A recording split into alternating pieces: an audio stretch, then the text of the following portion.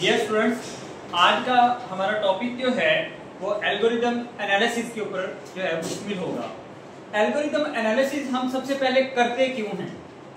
Algorithm analysis पढ़ने से पहले हम सबसे पहले ये देखेंगे कि किसी भी एल्गोरिदम के लिए कौन से पैरामीटर्स होते हैं जिनको मद्देनजर रखकर या जिनकी बेस के ऊपर हम ये डिफाइन करते हैं कि which one is the best algorithm, और बेस्ट एल्गोरिदम को हम ऑप्टिमाइज्ड एल्गोरिदम कहेंगे। तो हमारा फाइनल गोल या हमारी एस्टिमेशन तो यही होती है कि अगर हमारा एक प्रॉब्लम है और उसका सोल्यूशन नंबर 1 भी है, सोल्यूशन नंबर 2 भी है, सोल्यूशन नंबर 3 भी है, तो इसमें से बेस्ट कौन सा होगा, तो हम उसमें से बेस्ट सिलेक्ट करेंगे और वो बेस्ट इन 3 सोल्यूशन में से वो हमारे पास ऑप्टिमाइज्ड सोल्यूशन होगा। अब उसके लिए जो पैरामीटर इस्तेमाल होते हैं किसी भी एल्गोरिदम के लिए हमेशा वो ये होते हैं। हम सबसे पहले टाइम, स्पेस, बैंडविड्थ, स्पीड और स्टोरेज, ये 5 पैरामीटर्स हैं जो कि हम किसी भी जो जनरल एल्गोरिदम है उसके लिए हम मद्देनजर रखते हैं।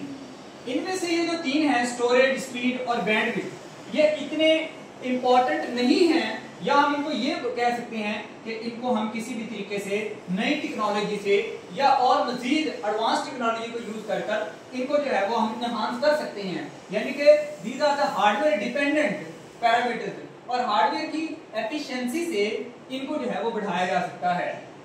स्पेस भी हार्डवेयर के डिपेंडेंट है, but in the case of time this is not a hardware dependent. यहाँ पर जो है लिहाजा हमारे पास ये 2 मेन पैरामीटर्स हैं जिनको हमने जो है वो अब एल्गोरिदम एनालिसिस के अंदर हम इन 2 पैरामीटर को डिस्कस करेंगे।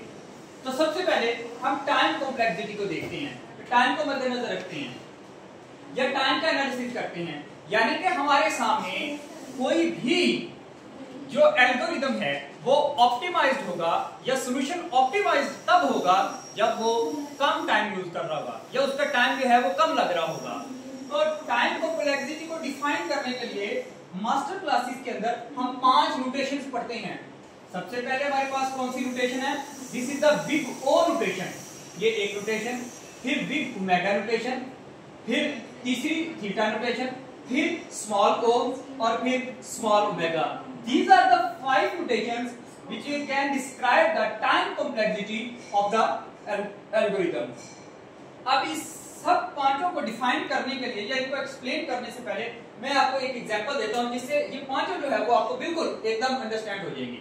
सबसे पहले हम ये कंसीडर करते हैं, हमने एक घर बिल्ड करना है और हमने इंजीनियर को बुलाया और हमने इससे पूछा कि इस घर की कॉस्ट कितनी आएगी, यानी कि इसको बिल्ड करने के ऊपर कितनी कॉस्ट आएगी। फॉर एग्जांपल इंजीनियर हमें ये कहता है कि भाई आपके इस घर की कॉस्ट जो है